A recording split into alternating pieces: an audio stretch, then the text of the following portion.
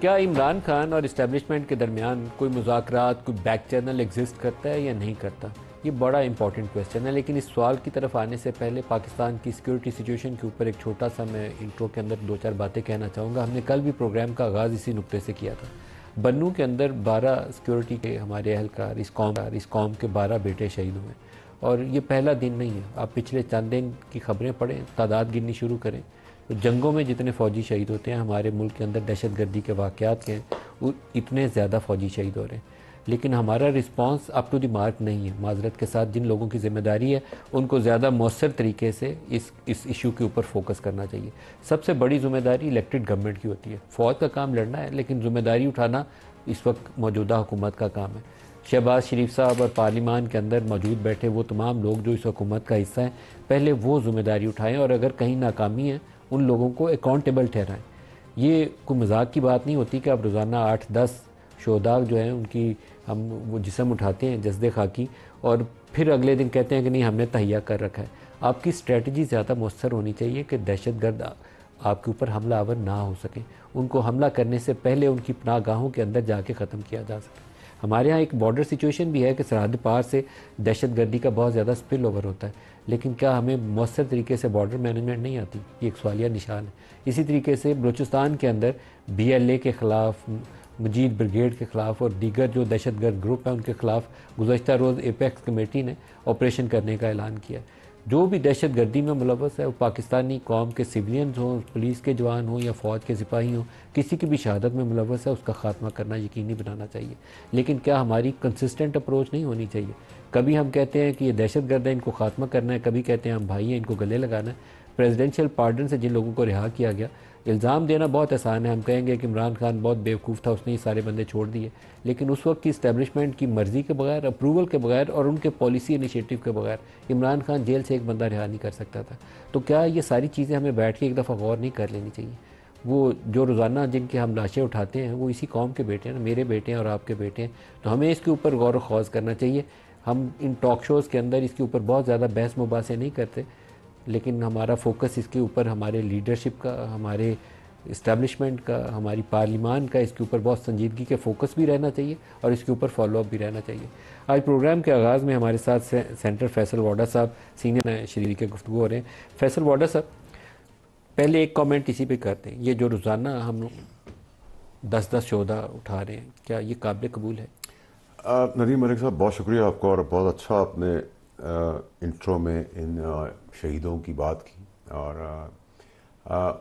ہماری بد نصیبی یہ، بدقسمتی یہ کہ ہم میں سے کوئی بھی نہ اپنے بیٹے مروا رہا ہے سیاستدان، نہ خود مر رہے ہیں، اور جو اپنی قربانیاں دے رہے ہیں ہم پھر ان کا تمسخر بھی اڑاتے ہیں، ان کو گالی بھی دیتے ہیں، ان کے بارے میں برا بھلا بھی کہتے ہیں۔ یہ تو ایک سائیڈ آف دا سٹوری ہے جو کہ بڑی شرمناک بات ہے۔ نمبر 2 یہ کہ بہت بڑا کنسرن ہے، اور انہوں نے ہی صرف ٹھیکہ نہیں لیا ہوا، آپ چھوڑ دیں اس کو، بعد میں کر لیں گے، آپ ٹھیکہ نہیں لیا ہوا انہوں نے بھی کہ یہ ہی جانے دیں گے۔ یہ آپ نے بالکل ٹھیک کہا کہ کلیکٹیو ذمہ داری ہے گورنمنٹ کی، چاہے وہ گورنمنٹ نون کی ہو، PTI کی ہو یا پیپلز پارٹی کی ہو، جس کی بھی گورنمنٹ جس وقت موجود ہو۔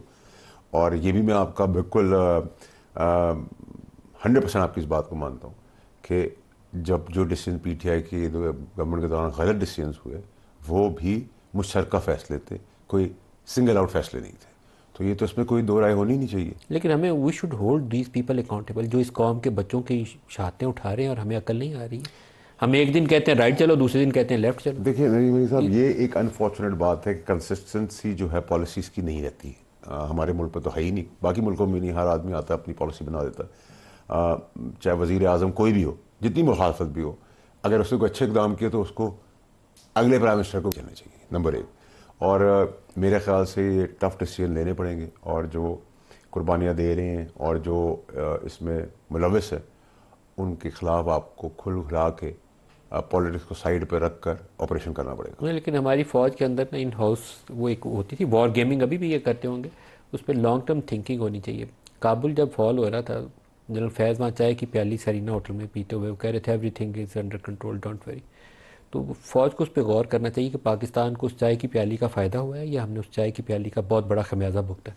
دیکھیں ندیم ملک صاحب، بدنیتی اور غلط فیصلے جو اس وقت چائے کی چسکیاں لے رہے تھے، وہ آج پھر اسی کوٹھڑی کے اندر بیٹھ کے وہی چائے کی چسکیاں بھیج رہے ہیں. تو اللہ تعالیٰ کا نظام بڑا کلیئر ہے. آپ نے ریسنٹلی کہیں کہا ہے کہ 25 تاریخ سے چارجز فریم ہونے شروع ہو جائیں گے, کیا بات کہی آپ؟ دیکھیے میں نے کہا ہے کہ خان صاحب کے آگے جو کیسز ہیں ان کے چارجز فریم 25 آنورڈز ہونے ہیں, 25 نومبر آن 25 نومبر آنورڈز ہونے. اور دوسری طرف جو مجھے ان کا پینک لگ رہا ہے پی ٹی آئی کے اندر, وہ اس حساب سے میری اسیسمنٹ ہے کہ فیض حمید کا ٹرائل بھی اسی سپیڈ سے ہو رہا ہے اور کنکلوسیو سٹیج پہ لگ رہا ہے جتنا پینک میں پی ٹی آئی کے کیمپ کے اندر دیکھ رہا ہوں. تو یہ آپ دونوں عمران خان صاحب کے چارجز فریم ہونا اور فیض حمید کی کنکلوڈ ہونا کا پینک بتا رہا ہے کہ یہ 24 نومبر جو ڈیٹ فلاپ شو کی رکھی ہے وہ اس وجہ سے رکھی ہے. تو آپ کے خیال میں جنرل فیض اور عمران خان دونوں 25 نومبر آنورڈ 9 مئی کے مقدمات میں ملوث ہوں گے؟ دیکھیں ندیم علی صاحب, اس میں آپ کے پاس تھوڑا سا میں پس منظر میں چلا جاؤں گا. آپ کو کیا لگ رہا ہے کہ یہ نورا کشتی آپ کو نظر نہیں آ رہی؟ میں تو آپ لوگوں کو بہت پہلے یہ بات بتاتا ہوں, آپ لوگ اس پہ غور نہیں کرتے. میں نے آپ سے کہا تھا ہڈن ایف آئی آرز نہیں ہوں گی, پروٹوکول کے ساتھ لوگ باہر نکلیں گے, پارٹی کو ٹیک اوور کریں گے, خان صاحب بھی انڈورس کریں گے کہ بیگم صاحبہ پارٹی کو چلائیں گی. ایسا آپ کو نظر آیا؟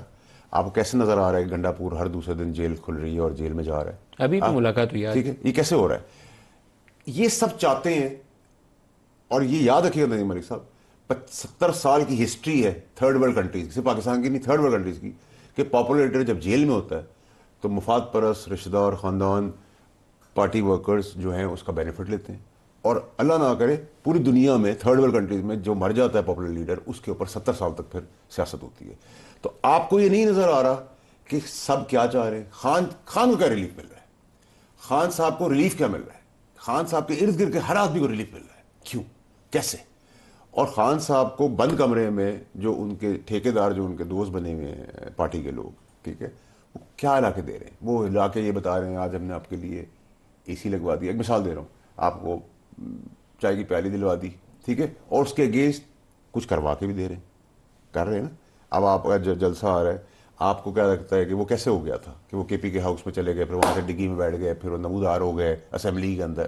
یہ کیا ہو رہا تھا؟ توشہ خانہ کا جو دوسرا مقدمہ تھا, توشہ خانہ 2 اس کو کہا جاتا ہے, اس میں عمران خان کی ضمانت ہو گئی ہے. ٹھیک ہے, کل ان کا وہ چلا جائے گا, لیکن وہ ظاہر ہے ان کو رہا نہیں کریں گے. وہ 9 مئی کے مقدمات میں کچھ میں ان کی بیل ہوئی ہے, کچھ میں نہیں ہوئی ہے, تو عمران کی گرفتاری برقرار رہے گی. 9 مئی آپ کی مرضی ہے کہ آپ انہیں عمران کو 6 ماہ سال اندر رکھنا ہے تو اندر رکھ لیں, آپ کی مرضی ہے. آپ اس کے ساتھ ارینجمنٹ کرنا چاہتے ہیں تو اس سے ارینجمنٹ کر لیں. کیا پاسبلٹی موجود ہے کہ اسٹیبلشمنٹ کی کوئی understanding behind the scene develop ہو جائے عمران خان؟ دیکھیں ندیم علی صاحب, جو پاکستان کی ہسٹری رہی ہے وہ میں آپ کو بتا دیتا ہوں. پاکستان کی ہسٹری کے اندر ایوان سے ہم پھانسی کے پھندے پہ جاتے ہوئے دیکھا انسان کو, ہم نے سب دیکھا ہے, اور جیل سے ایوان جاتے دیکھا ہے. دونوں ہم نے دیکھی ہسٹری. ایک ایوان سے گیا پھانسی کے پھندے پہ, اور ایک جیل سے گیا ایوان میں. یہ بڑی کلیئرٹی ہے. ہم نے لیڈران کو اندر جا کے ہاتھ سے سرٹیفکیٹ بیماریوں کے بنا کے ملک سے جاتے ہوئے دیا ہے. ہم نے ان کو کراس لائن بھی لگائی ہے, اور پھر کورٹوں نے ان کو رہا بھی کیا ہے, اور ٹائم بار ہونے کے بعد بھی کیا ہے. ہم نے قانون بھی بدل دیے, ہم نے سب کچھ کیا ہے. اس ملک کی جو ہسٹری ہے اس کے اندر جو ناممکن چیزیں وہ ہم نے کی ہیں. لیکن اگر مجھ سے آج کی تاریخ میں آپ بات کریں, ایز آف ناؤ بات کریں, تو مجھے کوئی اسٹیبلشمنٹ کی طرف سے کوئی ویلنگ ڈیلنگ کی چیز نظر نہیں آ رہی. میرا آپ کی نسبت امپریشن الٹ ہے آپ سے. میرا خیال ہے کہ there is a desire on both sides, Imran کے اینڈ پہ بھی اور اسٹیبلشمنٹ کے اینڈ کے اوپر بھی, کہ ہمارا کوئی ارینجمنٹ ہو جائے. لیکن وہ ارینجمنٹ کیا ہوگا یہ مجھے پتہ نہیں ہے. کیونکہ آج بھی جو یہ ہمارے پاس فوٹیج ہے, فوٹیج بھی چلائی ہے, جو علی مین گنڈا پور کی اور بیرسٹر گوہر کی وہ ملاقات کے لیے جانے اور آنے کی فوٹیجز ہیں, وہ ہیں ہمارے پاس. تو یہ پیغام رسانی کا ایک عمل ہے جو گزشتہ چند ہفتوں سے چل رہا ہے. اسی کے نتیجے میں بشرا بی بی بھی رہا ہوئی. بشرا بی بی آرام سے بیٹھی ہے, وہ سیاست کر رہی ہے. تھوڑا سا عمران خان کے مقدمات میں بیل ہوگی. کچھ ان کے ورکرز تھے جو 25-30 کی تعداد میں, ان کے مقدمات میں نرمی ہوئی. Something is happening behind the scene. تھوڑا سا میں آپ کو کلیئر کر رہا ہوں, آپ کا بالکل تجزیہ اپنی طور پہ بالکل کریکٹ ہے. اس میں کیا ہو رہا ہے؟ اب میں آپ کو جو 2 باتیں کہہ رہا ہوں اس کو غور سے سننا. مچ جیل کو آپ نے سنگل آؤٹ نہیں کرنا. جو کمٹمنٹس دے کے آئے ہیں, اگر وہ کمٹمنٹس پہ پورے نہیں اترے تو اریسٹ, ہاؤس اریسٹ پھر ہو سکتے ہیں.